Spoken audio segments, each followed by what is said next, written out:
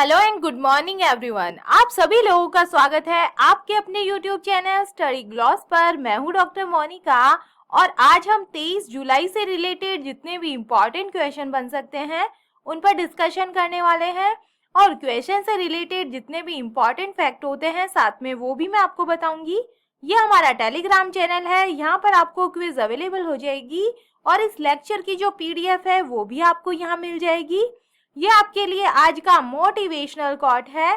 केवल ज्ञान ही ऐसा अक्षर तत्व है जो कहीं भी किसी अवस्था और किसी काल में भी मनुष्य का साथ नहीं छोड़ता है।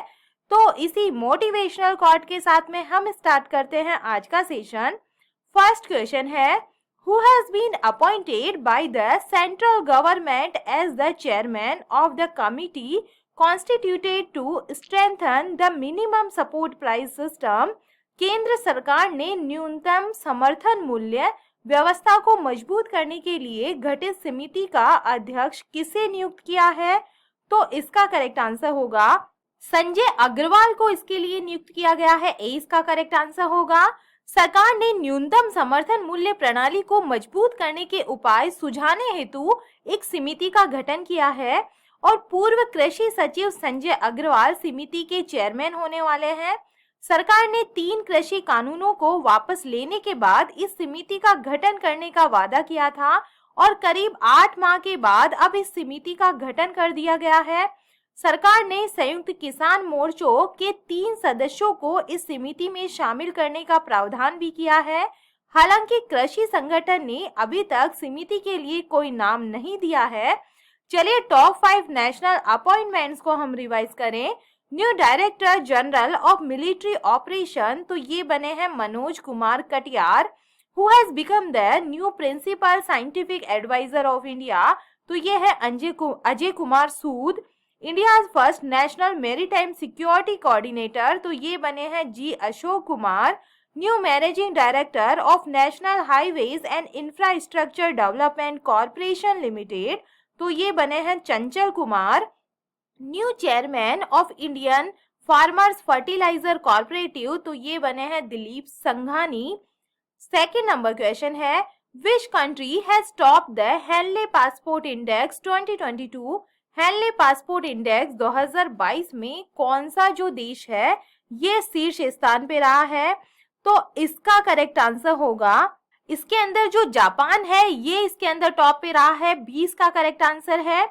हेनले पासपोर्ट इंडेक्स ने हाल ही में वर्ष 2022 के लिए दुनिया के सबसे शक्तिशाली पासपोर्ट की सूची जारी की है और 3 जो एशियाई देश है जिनके अंदर जापान, सिंगापुर और जो दक्षिण कोरिया है, इन्होंने सूची में शीर्ष 3 स्थान हासिल किए हैं। और immigration consultancy Henley and Partners के नवीनतम हेनले पासपोर्ट इंडेक्स के अनुसार भारत 2022 में दुनिया के सबसे शक्तिशाली पासपोर्ट की सूची में ये 87वें स्थान पे रहा है। इंपॉर्टेंट है, ध्यान रखिएगा इसके बारे में। और हेनले इंडेक्स के अनुसार भारत के जो पड़ोसी देश है पाकिस्तान, इसके पास दुनिया का चौथा सबसे खराब पासपोर्ट है और जापानी पासपोर्ट 193 देशों में बिना किसी परेशानी के प्रवेश प्रदान करता है, जबकि सिंगापुर और दक्षिण कोरिया दोनों ही 192 देशों में प्रवेश प्रदान करते हैं। थर्ड नंबर क्वेश्चन है, which Indian state has become the first Indian state to connect all registered commercial vehicles equipped with vehicle location tracking device to the emergency response support system. Vehicle location tracking device से लेस सभी पंजीकृत वाणिज्यिक वाहनों को emergency response support system से जोड़ने वाला पहला भारतीय राज्य कौन सा बन गया है? तो इसका करेक्ट आंसर होगा, ये बन गया है हिमाचल प्रदेश। डी इसका करेक्ट आंसर है। Himachal Pradesh vehicle location tracking device को इमरजेंसी रिस्पॉन्स सपोर्ट सिस्टम से जोड़ने वाला भारत का पहला राज्य ये बन गया है। और VLTD से लैस सभी पंजीकृत वाणिज्यिक वाहनों को ERSS से जोड़ा जाएगा और इस मैकेनिज्म के जरिए इन वाहनों को भारत के कहीं भी ट्रैक किया जा सकता है और 9,423 से अधिक वाहनों को पंजीकृत किया गया है और ERSS से के साथ में ये जोड़ा गया है। इस तंत्र के तहत अब पुलिस और परिवहन विभाग दोनों ही वाहनों की निगरानी कर सकते हैं और इस प्रणाली का शुभारंभ मुख्यमंत्री जयराम ठाकुर ने शिमला के पीटरहॉफ में किया है। चलिए हिमाचल प्रदेश की हम बात करें तो हिमाचल प्रदेश की जो कैपिटल है यह है शिमला और यहाँ के जो चीफ मिनिस्टर है यह है जयराम ठाकरे जो बीजेपी पार्टी से है। यहाँ के जो गवर्नर है यह है राजेंद्र विश्वनाथ अर्लेकर है। चीफ जस्टिस है अमजद एहतेशाम सईद जो है यहाँ के चीफ जस्टिस है। मेजर लेक्स है सुरजाताल लेक, नाको लेक, रेणुका लेक और चंद्रताल लेक और जो खाजियर लेक है ये यहाँ पे सिचुएटेड है। माचियाल लेक यहाँ पे है, भरिगु लेक यहाँ पे है। All of them are located in Himachal Pradesh.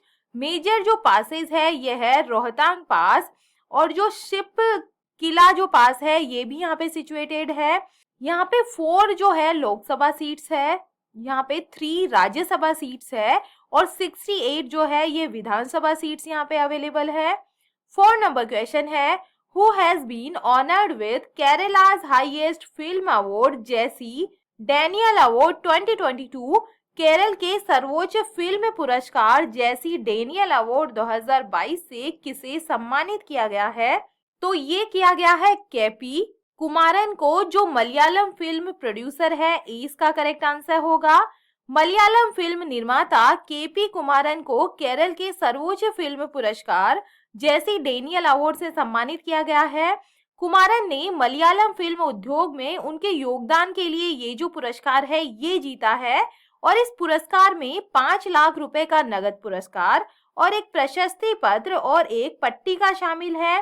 Film निर्माता ने 1975 में अतिथि के साथ अपने निर्देशन की शुरुआत की और रुक्मणी जैसी अपनी फिल्मों के लिए प्रसिद्ध अर्जित की, जिसने मलयालम में सर्वश्रेष्ठ फीचर फिल्म का राष्ट्रीय पुरस्कार और 1989 में केरल राज्य फिल्म पुरस्कार जीता। उन्हें थेंतुली, लक्ष्मी विजयम और जैसी फिल्मों के लिए भी जाना जाता है। टॉप 5 अवार्ड्स को हम रिवाइज करें। Who has been honored with the prestigious 31st Saraswati सम्मान 2021? तो ये किसे मिला है? ये मिला है रामदर्श मिश्रा को। Who has been honored with the Golden Achievement Award 2021? तो ये दिया गया है विजय अमृतराज को। और जो वुमन फिक्शन अवार्ड है 2022 का ये मिला है रूथ ओजेकी को। इसके बाद में बात करें इंटरनेशनल बुकर प्राइज 2022 की फॉर हिंदी नॉवल रीत की समाधि जो मिला है गीतांजलि श्री को। Who has won Tamil literature gardens life time achievement award 2021? तो ये दिया गया है AR वेंकटाचलापैथी को। 5 नंबर क्वेश्चन है after 7 decades a memorandum of understanding has been signed between India and which country to bring चीता to India? 7 दशकों के बाद भारत में चीता लाने के लिए भारत और किस देश के बीच में समझौता ज्ञापन पर हस्ताक्षर हुए हैं? तो इसका करेक्ट आंसर होगा ये हुआ है भारत और जो नामीबिया है इसके बीच में। 20 का करेक्ट आंसर होगा। भारत और नामीबिया के बीच एक समझौता ज्ञापन का जो उद्देश्य है ये लगभग 7 दशकों के बाद देश में चीतों को वापस लाना है। और मध्य प्रदेश के कुनो राष्ट्रीय उद्यान में पहले 8 चीतों को 15 अगस्त तक पहुंचाने की उम्मीद है और अलग से भारत को दक्षिण अफ्रीका से 12 चीते प्राप्त होने का अनुमान है। और इस स्थिति की जानकारी रखने वाले अधिकारियों के अनुसार एक मसौदा समझौते पर पहले ही हस्ताक्षर किए जा चुके हैं और एक अंतिम समझौता किया जा रहा है। भारत में आखिरी बार जीवित जो चीता है ये 1952 में छत्तीसगढ़ में दिखाई दिया था और 69 साल के बाद में चीता को भारत में वापस लाने की तैयारी की जा रही है। और NTCA में प्रोजेक्ट टाइगर के सदस्य सचिव और अतिरिक्त महानिदेशक SP यादव ने कहा है कि वे देश के 75वें स्वतंत्रता दिवस के उपलक्ष्य में 15 अगस्त तक चीतों को देश में लाने के लिए काम कर रहे हैं। 6 नंबर क्वेश्चन है Which state has topped in terms of utilization of fund under the flagship smart city mission of the central government.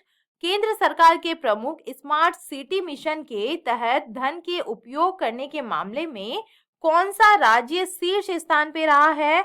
तो इसका करेक्ट आंसर होगा, इसके अंदर जो तमिलनाडु है ये इसके अंदर टॉप पे रहा है। डी इसका करेक्ट आंसर है। डिटेल्स हम इस मिशन के बारे में बात करें तो जहां तक सरकार के प्रमुख स्मार्ट सिटी मिशन के तहत धन के उपयोग का संबंध है तो तमिलनाडु राज्यों की सूची में सबसे ऊपर है, जबकि तमिलनाडु के केंद्र के द्वारा जारी 4,333 करोड़ रुपए में से 3,932 करोड़ रुपए खर्च किए हैं। वहीं उत्तर प्रदेश 3,142 करोड़ रुपए के केंद्रीय शेयर रिलीज में से 2,699 करोड़ रुपए के उपयोग के साथ में ये दूसरे स्थान पे रहा है। 8 जुलाई 2022 तक केंद्र ने 100 स्मार्ट शहरों के लिए 30,751.41 करोड़ रुपए जारी किए हैं, जिनमें से 27,610.34 करोड़ रुपए का जो उपयोग है ये किया जा चुका है। अबाउट स्मार्ट सिटीज मिशन के बारे में हम बात करें तो केंद्र सरकार ने 25 जून 2015 को स्मार्ट सिटीज मिशन लॉन्च किया था और इस परियोजना का जो उद्देश्य था ये भारत में रहने वाले लोगों के लिए जीवन की गुणवत्ता में सुधार करना और आर्थिक विकास को गति देना था। तमिलनाडु की हम बात करें तो Tamil Nadu state government announce to observe 18 December as minority right day के रूप में इन्होंने अनाउंस किया है मनाने के लिए, और 14 अप्रैल को जो है ये इक्वलिटी डे मनाएगा। इंडियाज लार्जेस्ट फ्लोटिंग सोलर जो पावर प्लांट है ये यहाँ पे तमिलनाडु के अंदर जो थूथुकुड़ी है यहाँ पे स्थापित किया गया है।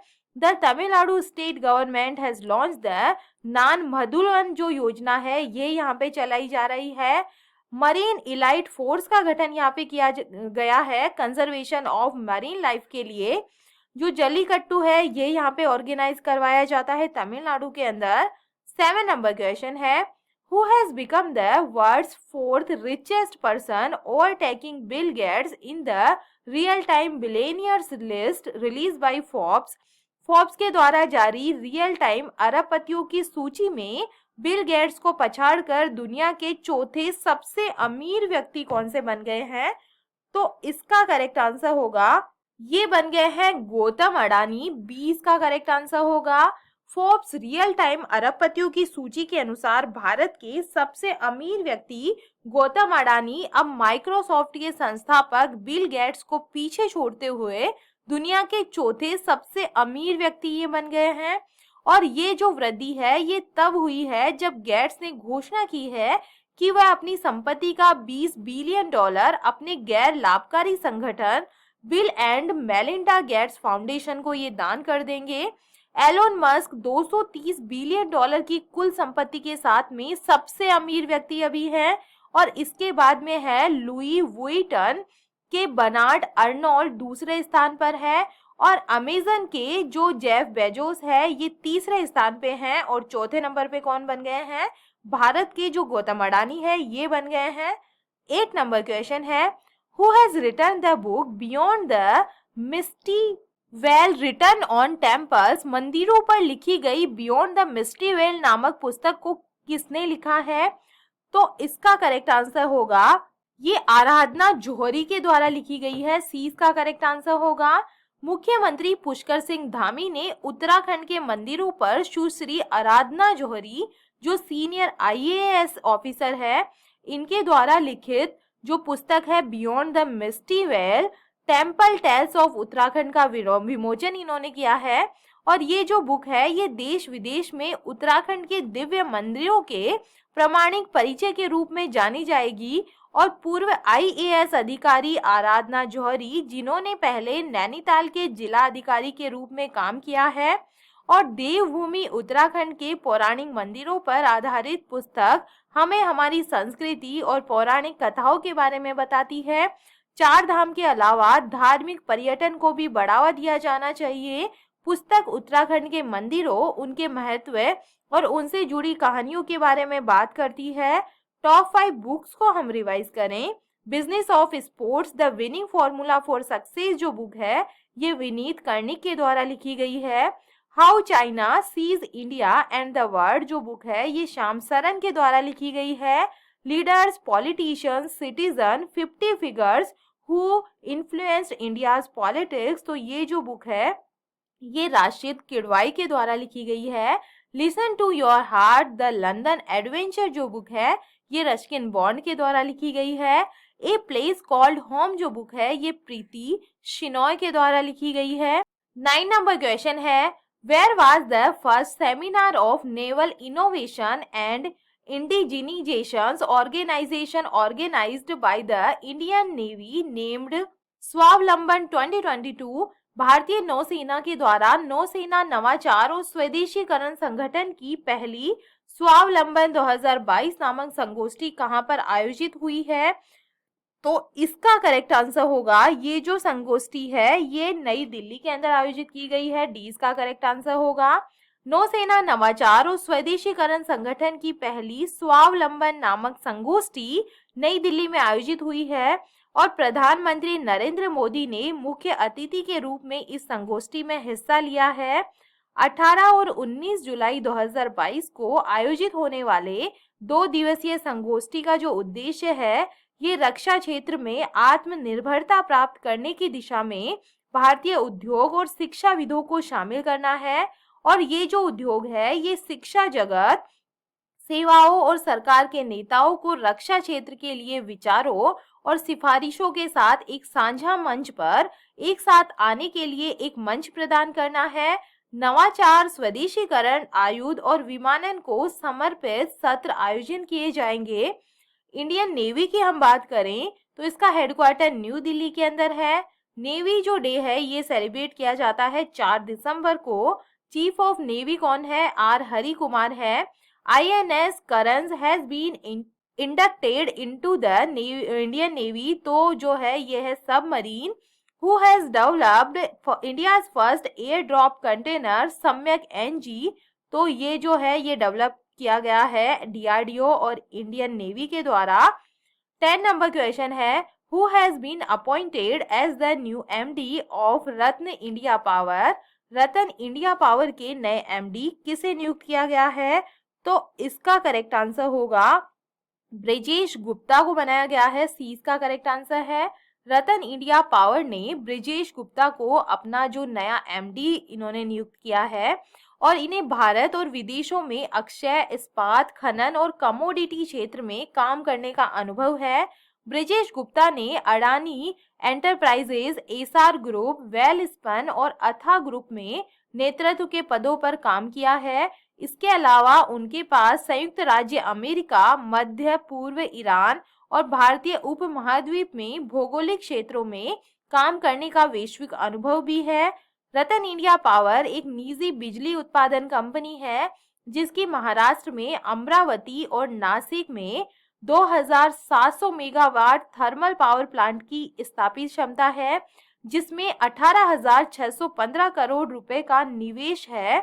चलिए कल के जो MCQ है उन्हें हम रिवाइज कर लेते हैं। फर्स्ट क्वेश्चन है भारतीय क्रिकेट कंट्रोल बोर्ड BCCI के नए एथिक्स ऑफिसर और लोकपाल कौन बने हैं? तो ये विनीत सरन बने हैं। सेकंड नंबर क्वेश्चन है प्रत्येक जिले में 150 बालक और बालिकाओं को हर महीने 1500 रुपए की छात्रवृत्ति प्रदान करने के लिए मुख्यमंत्री उदीयमान खिलाड़ी उन्नयन योजना को किसने शुरू किया है? तो इसका करेक्ट आंसर होगा ये शुरू किया गया है मुख्यमंत्री पुष्कर सिंह धामी के द्वारा। डी का करेक्ट आंसर होगा। थर्ड नंबर क्वेश्चन है श्रीलंका के नए राष्ट्रपति कौन बन गए हैं? तो ये रानिल विक्रमसिंघे बन गए हैं। ए इसका करेक्ट आंसर है। 4 नंबर क्वेश्चन है अंतरराष्ट्रीय चंद्रमा दिवस कब मनाया गया है? तो ये मनाया जाता है 20 जुलाई को। 5 नंबर क्वेश्चन है भारत नवाचार सूचकांक 2021 का तीसरा संस्करण किस संस्थान के द्वारा जारी किया गया है? तो इसका करेक्ट आंसर है नीति आयोग के द्वारा ये जारी किया गया है। 6 नंबर क्वेश्चन है भारतीय कृषि अनुसंधान परिषद ने बड़े संस्थान श्रेणी में किस संस्थान को सरदार पटेल उत्कृष्ट संस्थान पुरस्कार 2021 से सम्मानित किया है? तो ये national academy of agriculture research management Hyderabad को किया गया है। 7 नंबर क्वेश्चन है, किस सेवानिवृत्त सेना अधिकारी को संघ लोक सेवा आयोग का सदस्य नियुक्त किया गया है? तो इसका करेक्ट आंसर होगा राज शुक्ला को इसके लिए नियुक्त किया गया है। सी इसका करेक्ट आंसर है। 8 नंबर क्वेश्चन है, किस प्रौद्योगिकी कंपनी ने पहली वार्षिक मानव अधिकार रिपोर्ट जारी की है? तो ये मेटा फेसबुक के द्वारा जारी की गई है। 9 नंबर क्वेश्चन है, यूरोमनी के द्वारा विश्व का सर्वश्रेष्ठ एसएमई बैंक किसे घोषित किया गया है? तो ये डीबीएस बैंक को किया गया है। 10 नंबर क्वेश्चन है, 2028 ग्रीष्मकालीन ओलंपिक खेलों की मेजबानी कौन करने वाला है? तो ये करने वाला है लॉस एंजलिस के अंदर ही होने वाले हैं। सी इसका करेक्ट आंसर होगा। और ये था कल का स्टडी ग्लॉस क्वेश्चन। बिना ऑक्सीजन की सहायता के अन्नपूर्णा पर्वत की चोटी पर चढ़ने वाले भारत के पहले पर्वतारोही कौन है? तो ये बन गए हैं स्कालजेंग रिग्जिन बन गए हैं। ए इसका करेक्ट आंसर होगा। और ये है आप लोगों के लिए आज का स्टडी ग्लॉस क्वेश्चन। किस स्पेस एजेंसी ने चंद्रमा के चक्कर लगाने के लिए कैपस्टोन नामक अंतरिक्ष यान को लॉन्च किया है? तो इसका आंसर आप मुझे कमेंट सेक्शन में दीजिएगा। ये हमारा टेलीग्राम चैनल है, यहाँ पर आपको सारे क्वेश्चन क्विज के फॉर्मेट में अवेलेबल हो जाएंगे। ये सारे क्वेश्चन आपके एग्जाम पॉइंट ऑफ व्यू से सिलेक्टेड और इम्पोर्टेंट होते हैं। आई होप आपको सेशन पसंद आ रहा होगा। अगर पसंद आ रहा है तो आप इसे लाइक कीजिए, अपने दोस्तों के साथ में शेयर कीजिएगा। तो चलिए मिलते हैं हम एक नए सेशन के साथ में। Thank you.